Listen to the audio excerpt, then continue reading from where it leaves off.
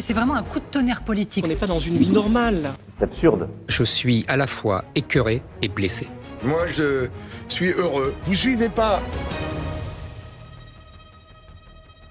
Le Rassemblement national arrive largement en tête. Il fait le double de Renaissance. Malgré tous nos efforts, nous n'avons pas su vous convaincre de nous placer en tête.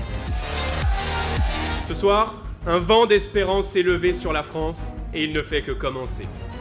J'ai décidé de vous redonner le choix de notre avenir parlementaire par le vote. Je dissous donc ce soir l'Assemblée nationale.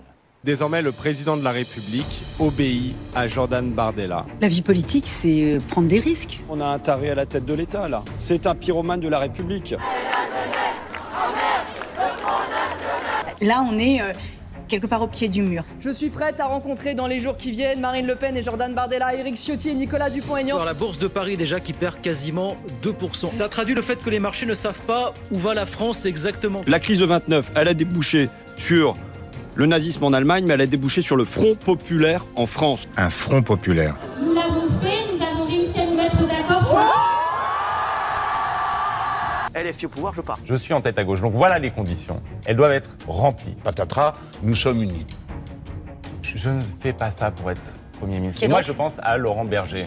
Nous avons toujours gardé une ligne d'indépendance totale. Une alliance avec Marine Le Pen, clairement, c'est ce que vous nous annoncez? Une alliance avec le Rassemblement national. Les masques tombent. J'ai eu envie de vomir. La France est menacée par l'alliance honteuse des Insoumis. Honte à vous. Vous ne méritez pas le nom qui est inscrit sur votre façade, monsieur.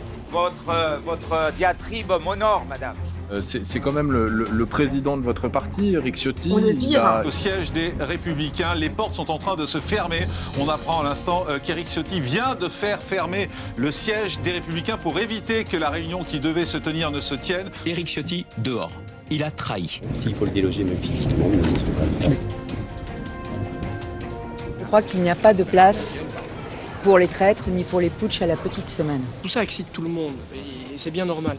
Et vous vous rendez compte qu'on n'est pas dans une vie normale. Pardon, mais si on se barricadait, vous allez faire quoi? Bah écoutez, on appellera le SAMU, je sais pas. On appellera Jordan Bardella pour le sortir de son bureau. Menant des négociations secrètes, sans concertation avec notre famille politique et ses militants, Éric Ciotti est en rupture totale avec les statuts et la ligne portée par les Républicains. Il est exclu ce jour des Républicains.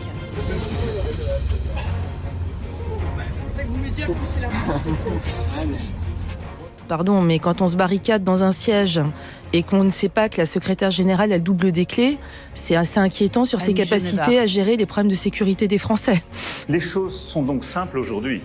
Nous avons des alliances contre nature aux deux extrêmes qui ne sont d'accord à peu près sur rien, sinon les postes à partager, et qui ne seront pas en capacité d'appliquer quelconque programme. En ce moment, toutes les heures, il se passe quelque chose. Et pour la baignade le 23 juin? Non, alors ce ne sera pas le 23 juin, on y reviendra, mais bon.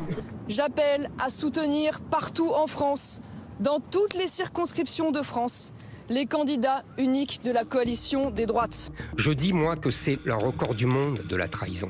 Vous ne démissionnerez pas avant 2027. Non, l'ordre de coup à ce canard qui n'a jamais existé. C'est absurde. Qui va être le Premier ministre en cas de victoire de la gauche? Est-ce que c'est vous? Je m'en sens capable. Je m'en sens capable aussi. Nous sommes plusieurs, bien sûr, j'en fais partie, comme d'autres. Accepteriez-vous de devenir Premier ministre si on vous le proposait?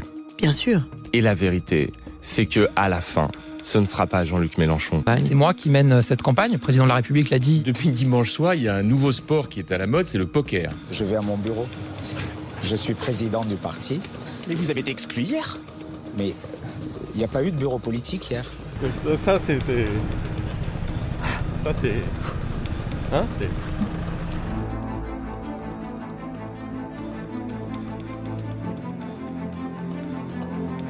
C'est USS 117.